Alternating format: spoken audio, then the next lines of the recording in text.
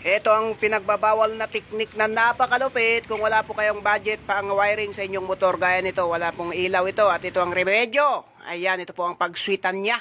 Ha! Matindi po ito.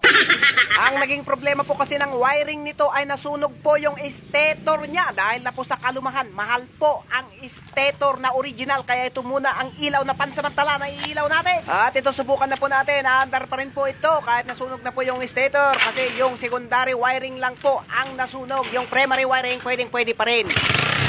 At ayan na, umandar na po at testingin naman natin ang ilaw. Ayan na! Ayun na yan! Made in Okinawa, Virtud! Malamang meron na namang iiyak pag inabas ang truck na to. At kapag gabi naman na ito, subukan na natin. Hop! Ayan! Ito po yung pinagbabawal na teknik na pansamantala muna kung wala pa muna kayong budget.